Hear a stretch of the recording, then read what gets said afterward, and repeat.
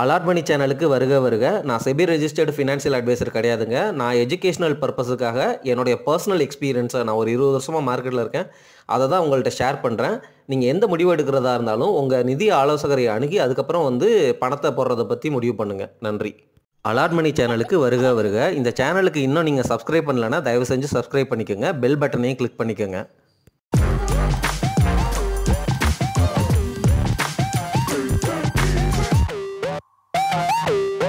அனைவருக்கும் வணக்கம்.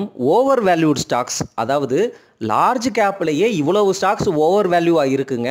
இதெல்லாம் புரிஞ்சுக்கங்க அப்படிங்கிறதுக்காக ஸ்டாக்கினுடைய விலையை பற்றி நம்ம பேசிகிட்டு இருக்கிறோம். அதனுடைய விலை ஏன் ஓவர் வேல்யூ அப்படிங்கிறதுக்கான குயிக்கான காரணங்களையும் சொல்லிட்டு இருக்கிறோம். இது 2வது வீடியோ பதிவு. முதல் வீடியோ பதிவை பார்த்து விட்டு இந்த வீடியோ பதிவை பாருங்கள். இந்த வீடியோ பதிவுலையும் லிஸ்ட் ஆஃப் ஸ்டாக்ஸ் பேரை சொல்லி அது ஏன் ஓவர் வேல்யூ அப்படிங்கிறத சொல்ல போகிறோம். இப்படி ஓவர் வேல்யூவாக இருக்கே, மார்க்கெட்டுக்கு தெரியாதா இது விலை அதிகம்னு? தெரியும். மார்க்கெட் சென்டிமெண்ட்டு டிமாண்டுனால இந்த ஸ்டாக்கினுடைய விலையெல்லாம் ரொம்ப அதிகமாக வச்சுருக்கிறாங்க. ஏன்னா இந்த கம்பெனிகள்லாம் க்ரோத் காட்டியிருக்கலாம். க்ரோத் இதே மாதிரி இன்னமும் ஃப்யூச்சரில் காட்டுவாங்க அப்படிங்கிற எக்ஸ்பெக்டேஷனில் ஃப்யூச்சரில் வரப்போகிற க்ரோத்துக்கு இப்போவே அதிக விலை 100 பிஎல்லாம் கொடுக்குறாங்கன்னா அப்போ பார்த்துக்கோங்க. ₹1 சம்பாதிக்கிறதுக்கு ₹100 முன்னாடியே கொடுத்துட்டீங்க அப்படிங்கிறது தான் அர்த்தம். கிட்டத்தட்ட பல வருஷங்கள் வெயிட் பண்ணுற மாதிரி இருக்கும். 20 பிக்கு அர்த்தமே நீங்கள் புரிஞ்சுக்கோங்க. P/E ரேஷியோனா என்னென்னு புரிஞ்சுக்கோங்க. அதுக்கப்புறம் ப்ரைஸ் டு புக்குனா என்னென்னு புரிஞ்சுக்கோங்க. புக் வேல்யூங்கிறது அவங்களுடைய ரியல் இன்ட்ரென்சிக் வேல்யூ ₹100 இருக்கும். அதுக்கு போய் நீங்கள் ₹5000 கொடுத்து வாங்கியிருப்பீங்க. ஆனால் வேறு வழி கிடையாது. நம்ம ஸ்டாக் மார்க்கெட்டில் சில செக்டர்லாம் எப்பொழுதும் காஸ்ட்லியாக தான் இருக்குது. நம்ம இந்தியன் மார்க்கெட்டே எமர்ஜிங் மார்க்கெட்டில் ரொம்ப காஸ்ட்லியான மார்க்கெட்டு தான். இது வரைக்கும் காஸ்ட்லியாக தான் ட்ரேட் ஆகிட்டு இருக்கு. என்னைக்கு இந்த ஷிஃப்ட்டு நடக்கும்னு தெரில. ஒருவேளை நம்ம டெவலப்டு கண்ட்ரியாக மாறும்போது நடக்குமா இருக்கும். அந்த சமயத்தில் சுதாரித்து வெளியில் வரணும். இப்போ வரைக்கும் நம்மளுடைய P/E ரேஷியோ 22 அப்படிங்கிறது நிஃப்டி 50க்குள்ளே உள்ள அந்த ஸ்டாக்ஸுக்கு உள்ள P/E ரேஷியோங்க. 22ங்கிறதே ஸ்லைட்லி காஸ்ட்லி தான். 14, 15, 16 இந்த மாதிரி வேல்யூவேஷனில் நிஃப்டி 50 இண்டெக்ஸ் உங்களால் பிடிக்க முடிஞ்சிச்சு அப்படின்னா சூப்பர். அதுவும் 16ல் வந்துட்டு அதே இடத்துல கன்சாலிடேஷன் ஆகி 1 வருஷம் கழிச்சு 1.5 வருஷம் கழிச்சு நீங்கள் பல்காக இன்வெஸ்ட் பண்ணிங்கன்னா நல்ல ரிட்டர்ன்லாம் உங்களுக்கு கிடைக்குங்க. இந்த மாதிரி தான் டைம் பண்ணி நம்ம மார்க்கெட்டில் இன்வெஸ்ட் பண்ணலாம். நிஃப்டி 50 எல்லாம் சேஃப்டி. சரி, இந்த ஓவர் வேல்யூட் ஸ்டாக்ஸ் வீடியோ பதிவில் எந்தெந்த ஸ்டாக்ஸ் எல்லாம் நான் பேச போகிறேன் அப்படிங்கிறத கேளுங்க.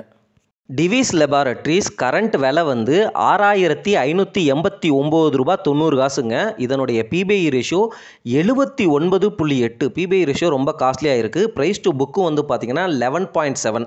டாடா கன்சியூமர் அடுத்த stock ₹1099.80. P/E ratio 78.8. Price to book 5.4. DLF ₹854.40. Price to earnings அதாவது P/E ratio 78.5. Price to book 5. DLFலாம் பல வருஷம் படுத்தே கடந்த கம்பெனி நண்பர்களே. வெறும் ₹100க்கெல்லாம் கடந்துச்சு. பாட்டம் ₹100. அதுக்கப்புறம் மேலே எழும்பி வந்துட்டாங்க. ரியல் எஸ்டேட் செக்டர், இன்ஃப்ராஸ்ட்ரக்சர் செக்டர்லாம் ரொம்ப வருஷம் வெயிட் பண்ணுற மாதிரி இருக்கும். ஏன்னா லாங் அந்த ஜெஸ்டேஷன் இருக்குங்க. SBI லைஃப் இன்சூரன்ஸ் அடுத்த ஸ்டாக்கு. அதனுடைய கரண்ட் விலை ₹1810.80. P/E ratio 75.2. Price to book 10.8. சரிங்களா. Pidilite industries ₹2,954. P/E ratio 71.6. Price to book 15.4. Pidilite industries ஒரு மோனோபொலி ஸ்டாக்கு. நல்ல ஸ்டாக்கு, நல்ல கம்பெனி, நல்ல மேனேஜ்மெண்ட்டு. ஆனால் வேல்யூவேஷன் பாருங்கள் 71.6. இப்போ நீங்கள் புரிஞ்சிக்க வேண்டியது சூப்பரான குவாலிட்டியான ஸ்டாக் இது. இந்த விலை கொடுத்து நம்ம வாங்கக்கூடாது.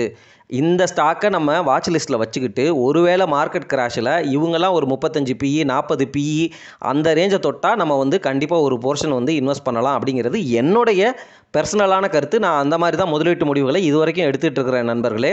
அந்த மாதிரி முதலீட்டு முடிவை எடுத்துமே கன்சாலிடேஷன் ஆகிட்டே இருக்குது, வெயிட்டிங் பண்ணிகிட்டே இருக்கிறேன் அப்படிங்கிற மாதிரி ஸ்டாக்ஸ் எல்லாம் கூட இருக்குது. நெஸ்லே இந்தியா ₹2,364.70 கரண்ட் விலை. இதுக்கு P/E ratio 70.6. Price to book 56.9 நண்பர்களே. ப்ரைஸ் டு புக்கு பார்த்துக்கோங்க 56.9. நெஸ்லே இந்தியா ஃபஸ்ட்டு போனஸை இப்போ தான் போர்ட் மீட்டிங்கில் டிசைட் பண்ண போகிறாங்க. கூடிய விரைவில் கொடுத்துருவாங்க. வேல்யூவேஷன் பயங்கரமான காஸ்ட்லி. ஃபஸ்ட்டு போனஸ்னால் இது வரைக்கும் அவங்க போனஸ் ஷேரே கொடுத்ததில்ல. தடவையாக போனஸ் ஷேர் கொடுக்க போகிறாங்க அப்படிங்கிற அந்த நியூஸையும் உங்ககிட்ட ஷேர் பண்ணிக்கிறேன். 2000க்கு கீழே போய் 45 பிபிஐ ரேஷியோ வந்துச்சுன்னா, அல்லது மேகி மாதிரி ஒரு இஷ்யூ வந்து இந்த மாதிரி ஸ்டாக்ஸ் எல்லாம் வந்து கீழே உடஞ்சிச்சுன்னா அப்போ தான் நான் பிடிப்பேன் நண்பர்களே. அப்போலோ ஹாஸ்பிட்டல் செக்டரில் பயங்கர க்ரோத் கொடுத்த ஒரு ஸ்டாக்கு, நிஃப்டி 50க்குள்ளே உள்ள ஸ்டாக்கு, 7060 ரூபாய் இப்போ கரண்ட் விலை. இந்த விலைக்கு ப்ரைஸ் டு ஏர்னிங்ஸ் வந்து 69 இருக்குது, ப்ரைஸ் டு புக்கு 12.4 இருக்குது. எவ்வளோ காஸ்ட்லியாக இருக்குன்னு நான் சொல்ல தேவையில்ல. ஏபிபி இந்தியா கேபிட்டல் குட்ஸ் செக்மெண்ட்டில் இருக்கிற நல்ல ஸ்டாக்கு தான். ஆனால் 5968 ரூபாய், பிபிஐ ratio 67, price to book 16.8. United Spirits liquor செக்மெண்ட்டில் உள்ள ஸ்டாக்கு பொலிட்டிக்கலி இன்ஃப்ளூயன்ஸ்டாக இருக்குங்க. இந்த மாதிரி ஸ்டாக்ஸ் எல்லாம் வாங்கணுன்னா நம்ம ரெகுலேட்டரி சேலஞ்சஸ் எல்லாம் ஃபேஸ் பண்ணுற மாதிரி இருக்கும். ஆனாலும் செக்டர் டைவர்சிஃபிகேஷன் வேணும் அப்படின்னா யுனைடெட் ஸ்பிரிட்ஸ், யுனைடெட் பெரிவரிஸ் இந்த மாதிரி ஸ்டாக்ஸை கரெக்டான வேல்யூவில் கிராஷில் கொஞ்சம் அலோகேஷன் எடுத்துக்கலாம் அப்படிங்கிறது என்னுடைய பர்சனல் கருத்து. ஆனால் பாருங்கள், கரண்ட் விலை 1458 ரூபாய். இந்த விலைக்கு யுனைடெட் ஸ்பிரிட்ஸ் வந்து 66.8 பிபிஐ ரேஷியோவில் இருக்கிறாங்க. Price to book 13.1. சரிங்களா? ப்ரைஸ் சார்ட்லாம் பார்த்தீங்கன்னு வச்சுக்கோங்களேன், ரொம்ப நார்மலாக இருக்கிற மாதிரி இருக்கும் நண்பர்களே. யுனைடெட் ஸ்பிரிட்ஸை பொறுத்த வரைக்கும் லிக்கர் செக்மெண்ட்டு ஸ்டேட் லெவலில் ரெகுலேட்டரி இஷ்யூஸ் இருக்கும், அதை புரிஞ்சுக்கோங்க. இருந்தாலும் லிக்கர் வந்து பிஸ்னஸ் ஆகிட்டு தான் இருக்க போகுது. சரிங்களா? ஸோ அந்த ஆங்கிள்லேயும் வந்து அது பாசிட்டிவ் தான். அடுத்து வந்து கோத்ரேஜ் கன்சியூமர், இது வந்து ரொம்ப நல்ல கம்பெனி. ஆனால் கரண்ட் விலை வந்து 1188 ரூபாய். இந்த விலைக்கு பிபிஐ ரேஷியோ 65.7 நண்பர்களே. ப்ரைஸ் டு புக் வேல்யூ 10 இருக்குது. சரிங்களா? இந்த ஸ்டாக்கை வந்து நான் 50-55 பிக்கு கொஞ்சோன்னு பிடிச்சிருக்கிறேன் நண்பர்களே. அதுக்கப்புறம் 1000 ரூபாய்க்கு கீழே ஒரு தடவை போச்சு, அப்போ பிடிச்சிருக்கலாம். அதுதான் பாட்டம் போல் இருக்குது. அதுக்கப்புறம் 1200 ரூபா போயிடுச்சு. கோத்ரேஜ் கன்சியூமர் ரொம்ப நல்ல கம்பெனி. ஆனால் வந்து சரியான வேல்யூவேஷனில் பிடிக்க முடியுமா அப்படிங்கிறது தெரியல. ஜேஎஸ்டபிள்யூ ஸ்டீல், இது வந்து கரண்ட் விலை வந்து 1000 ரூபாய். இந்த 1000 ரூபாய்க்கு பிபிஐ ரேஷியோ 64. ஜேஎஸ்டபிள்யூ ஸ்டீலுக்கு பதிலாக நான் டாடா ஸ்டீல் வாங்கணும் அப்படிங்கிற மாதிரி பிளான் பண்ணிகிட்ருக்கிறேன். ஜேஎஸ்டபிள்யூ அந்த குரூப்பில் கொஞ்சம் கடன் இருக்குது அப்படிங்கிற மாதிரி தெரிஞ்சாலும் ஜேஎஸ்டபிள்யூ ஸ்டீல் வந்து டாடா ஸ்டீலையும் பீட் பண்ணி நம்பர் 1 ஸ்டீல் கம்பெனியாக வந்து மாறிட்டாங்க. பட் கடன் நிறைய இருக்குது. இந்த ஸ்டாக்கை வந்து பிபிஐ ரேஷியோ பிரகாரம் பார்த்தோன்னா 1000 ரூபாய்க்கு 64 பிபிஐ ரேஷியோ சத்தியமாக நான் வாங்க மாட்டேன். டாடா ஸ்டீலுமே விலை அதிகமாக தான் இருக்குது. ஸ்டீல் செக்டரை பொறுத்த வரைக்கும் சைக்ளிக்கல் செக்டர், பூம் வந்து நல்லா இருக்கிற பீரியடில் இவங்கெல்லாம் நிறைய காசு ப்ராஃபிட் காட்டுவாங்க. அப்புறம் பூம் குறைஞ்ச உடனே வந்து ப்ராஃபிட் அப்படியே டவுன் ஆயிரும். ஸோ இந்த மாதிரி ஸ்டாக்குகளை நல்லா புரிஞ்சுக்கிட்டு பீக்கில் விற்க முடிஞ்சுட்டு அதுக்கப்புறம் வந்து கீழே கன்சாலிடேட் ஆகும்போது பிடிக்க முடிஞ்சால் பிடிக்கணும். இது கொஞ்சம் அட்வான்ஸ்டு ஸ்ட்ராட்டஜி. இது கற்றுக்க முடிஞ்சால் நீங்கள் கற்றுக்கங்க. டாடா ஸ்டீல் கரண்ட் விலை 151 ரூபாய் 90 காசு. இந்த விலைக்கே பிபிஐ ratio 63.6, price to book 2.1.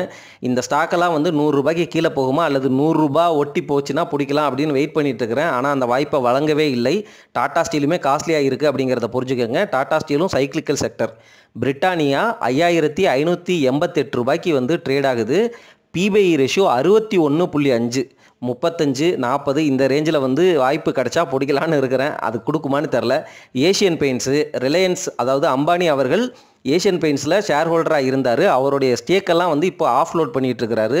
Grasim வேறு உள்ளே புகுந்து பயங்கர காம்படிஷன் கொடுத்துட்ருக்குறாங்க. எனக்கு தெரிஞ்சு ஏஷியன் பெயிண்ட்ஸினுடைய மார்க்கெட் ஷேர் குறைஞ்சாலும் இன்னும் ஃபியூ இயர்ஸில் வந்து இவங்க வந்து ரிவைவல் காட்டுவாங்கன்னு நான் நம்புகிறேன். 2285 ரூபா தான் வந்து கரண்ட் விலை. இந்த விலையே வந்து அடி வாங்கின விலை. இந்த விலையில் பார்க்கும்பொழுதே பிபிஐ ரேஷியோ 61.4 இருக்குது நண்பர்களே. ப்ரைஸ் டு புக்கு வந்து, அதாவது ப்ரைஸ் டு புக் வேல்யூ வந்து 11.3 இருக்குது ஏஷியன் பெயிண்ட்ஸுக்கு. இவ்வளவு பிரச்சனைகளை சந்திச்சும் 100 பியில் இருந்த ஸ்டாக்கு 61 பிக்கு தான் வந்திருக்குது. 35-40 பி வந்து போகட்டும், அப்புறம் வந்து பிடிக்கலான்னு நான் வெயிட் பண்ணிட்டு இருக்கிறேன். ஆல்ரெடி நான் வாங்கி வச்ச ஏஷியன் பெயிண்ட்ஸ் போர்ஷன் வந்து அப்படியே இருக்குது நண்பர்களே. அதை தொடர்ந்து அப்படியே ஹோல்டு பண்ணிட்டு தான் இருக்கிறேன். உங்களுக்கு இந்த ஓவர் வேல்யூ ஸ்டாக்ஸ் 2 வீடியோ போட்டிருக்கிறேன். இதில் சில ஸ்டாக்ஸை பேசியிருக்கிறேன். இன்னமும் நிறைய ஸ்டாக்ஸ் இருக்குது. அதை பற்றி பேசணுன்னா இந்த வீடியோக்களுடைய வியூ நல்லா போய் கமெண்ட்டில் நீங்களாம் இன்னமும் ஸ்டாக் பேரை சொல்லுங்கள், எந்தெந்த ஸ்டாக்லாம் ஓவர் வேல்யூவில் இருக்குதுன்னு நான் தெரிஞ்சுக்கிறேன் அப்படிங்கிற ஆர்வம் இருந்தால் மட்டும் சொல்லுங்கள். வியூவை பொறுத்தும் உங்கள் கமெண்ட்டை பொறுத்தும் மிச்சம் இருக்கிற ஸ்டாக்ஸையும் நான் வந்து வீடியோவாக வந்து பதிவிட்டு வெளியிடுகிறேன் நண்பர்களே.